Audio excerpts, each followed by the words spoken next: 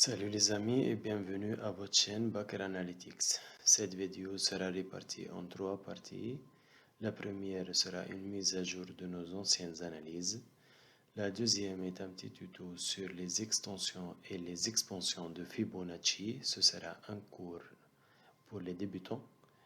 La troisième et dernière partie est comme d'habitude une analyse d'un nouvel actif financier qu'on découvrira plus tard.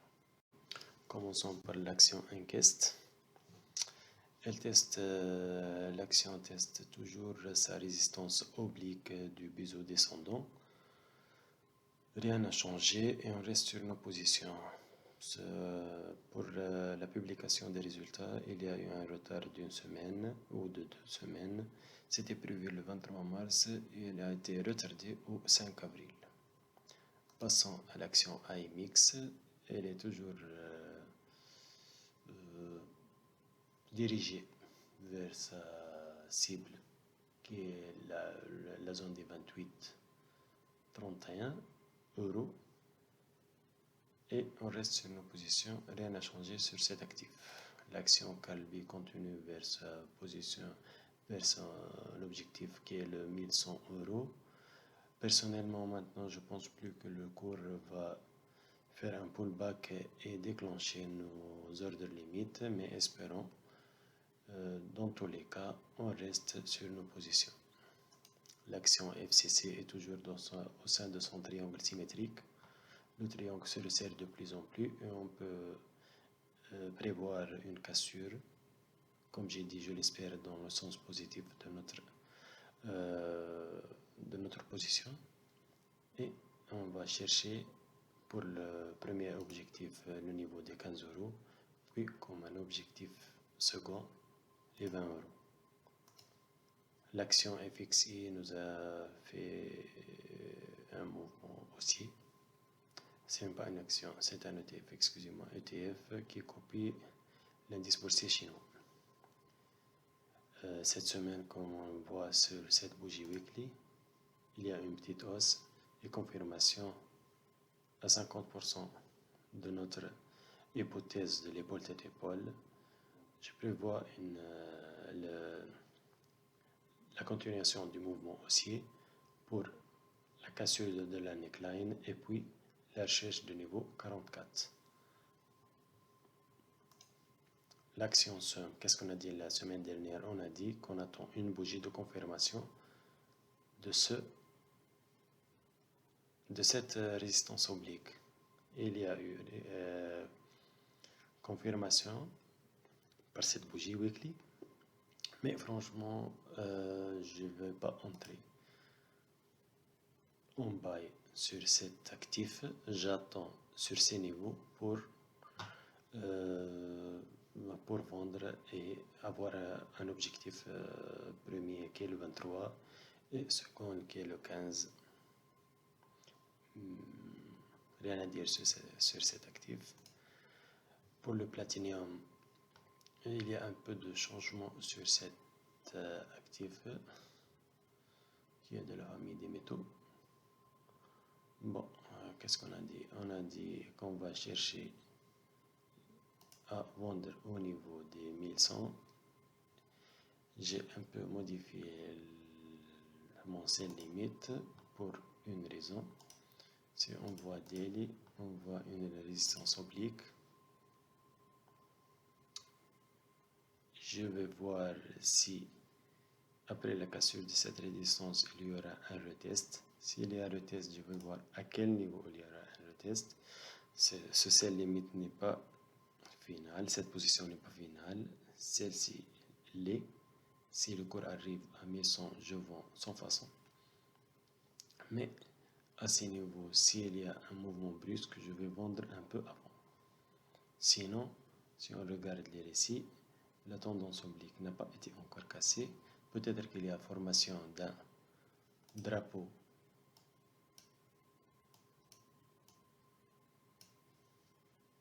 comme vous le voyez, un drapeau. Peut-être qu'il y aura une continuation du mouvement vers les niveaux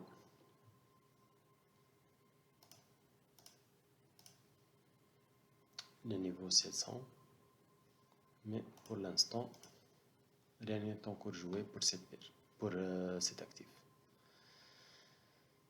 Maintenant, on a terminé notre mise à jour et on va passer à la deuxième partie de cette vidéo. La deuxième partie sera un petit cours sur les extensions et les expansions de Fibonacci. La semaine dernière, on a vu les retracements de Fibonacci. Maintenant, on va faire un petit pas en avant et regarder les extensions et les expansions de Fibonacci. Commençons par le traçage d'un mouvement haussier. Ce mouvement sera de 1 vers 2, puis il y aura une correction vers 3. Qu'est-ce qu'on a dit la semaine dernière? On prend notre Fibonacci, on commence par le début de la tendance jusqu'à la fin et on trouve nos niveaux de retracement qui sont les 38,2, les 50%, les 61,8, les 7,86, les 8,86. Pour les extensions de Fibonacci, c'est un dépassement des niveaux des 100%. Quand il y a un dépassement du niveau des 100% de retracement, ça sera une extension. Alors, les extensions sont les 1.13, 113%, 1.13 ou 113%, les 127%, les 141% et les 161,8%. Ce sont les niveaux majeurs d'extension de Fibonacci. Alors, qu'est-ce qu'on peut dire de ces extensions et comment les mettre en pratique? On va voir sur n'importe quel cours.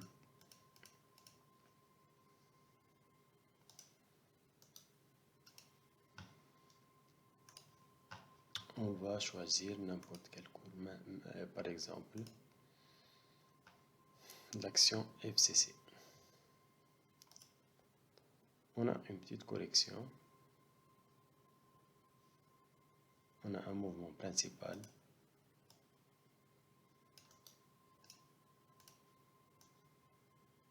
De baisse, puis une correction et on va tracer suite à cette correction les retracements et les extensions possibles de Fibo. Qu'est-ce qu'on voit? On voit que le cours a retracé au niveau des 61,8, des 27,8 et on va regarder ces niveaux. Qu'est-ce qu'on voit? On va agrandir un peu. Ici, les retracements ont dépassé 100%. Ils sont devenus des extensions. On voit que le cours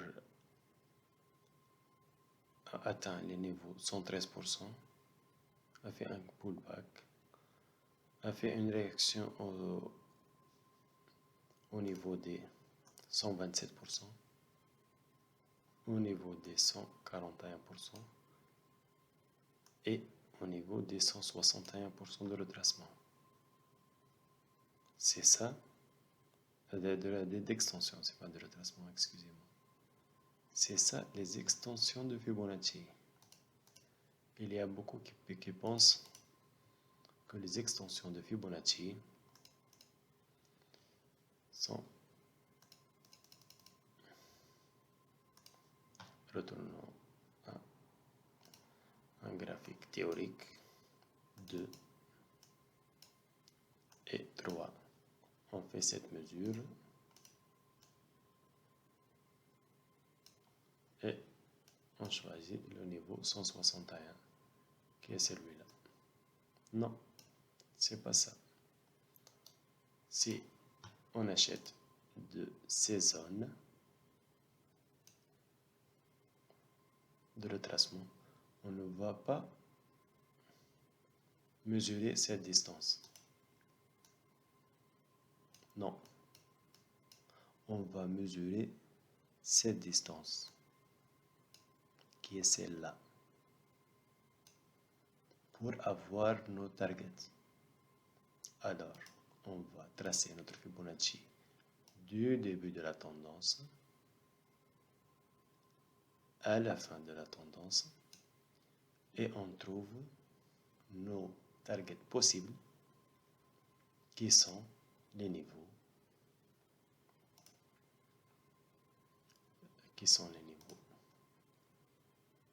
1.13, 1.27, 1.41, 1.68. Disons, ce sont les niveaux principaux. Alors, si on achète par ici, on va mettre nos objectifs petit à petit vers ces zones. On ne va pas se focaliser sur ce mouvement, on va se focaliser sur ce mouvement parce que les retracements, les extensions et les retracements de Fibonacci sont faits pour mesurer et pour tracer les formes harmoniques. Alors, si on a un mouvement aussi, puis une correction, puis un deuxième mouvement aussi, puis une grande correction, ça sera un shark.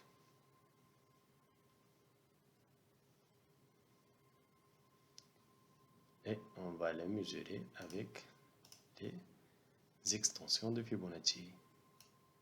Il faut qu'elle soit supérieure à 1.13 et inférieure à 1,618. Le point D sera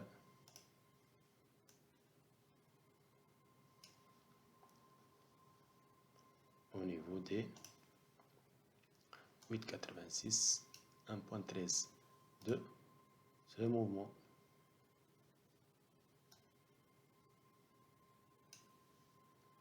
J'espère que c'est clair et net. On va passer maintenant aux expansions de Fibonacci. Les expansions de Fibonacci sont plus simples. Elles sont faites pour savoir où sont les zones où va s'affaiblir, le cours va s'affaiblir sur une tendance. Correction, puis retour.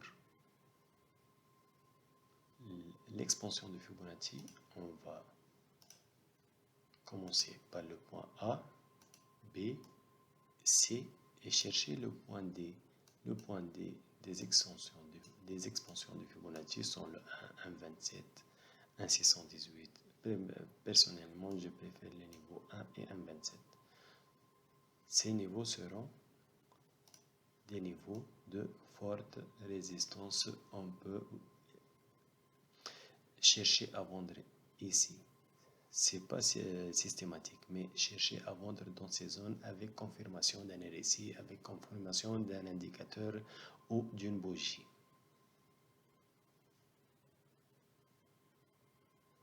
Alors l'expansion est la recherche de l'affaiblissement d'un mouvement de continuation de hausse ou de baisse. Je crois que c'est clair. On va maintenant passer à la troisième et dernière partie de notre vidéo. Je vais vous proposer en troisième partie de cette vidéo un actif financier qui est une action Ubiquity. C'est une action américaine et on va l'analyser et placer un ordre suite à cette analyse. On voit quoi? On voit la formation d'une forme harmonique shark.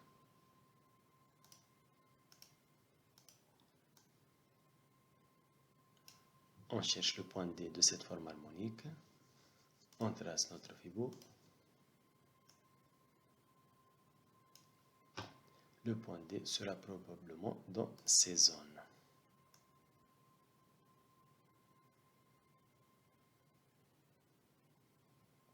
Ces zones-là. 8,86, 1,13. C'est la zone de retournement. Une forme Shark a deux objectifs. Le premier est 50% de ce mouvement et le deuxième est une continuation vers les niveaux XD. Ces niveaux.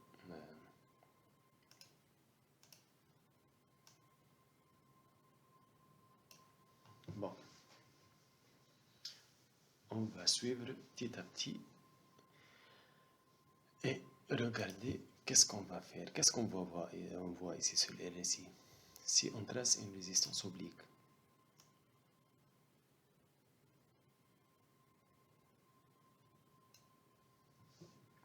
on voit que cette résistance a été testée 3 fois. Ou même 4, disons 3 fois. 1, 2, 3. S'il y aura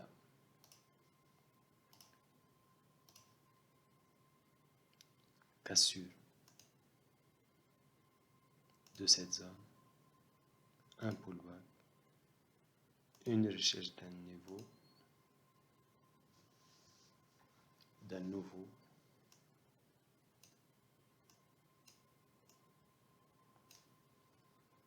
plus haut, alors le scénario sera quoi?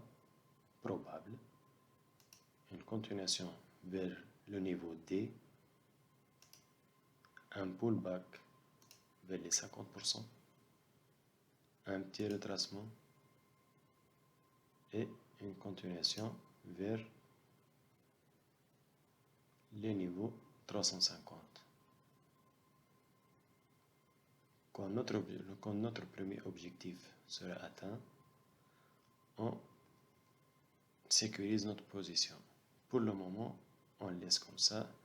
Quand le cours, notre ordre limite va se déclencher, on laisse jusqu'à clôture au-dessous des niveaux 1,13 des extensions de Fibonacci de ce mouvement.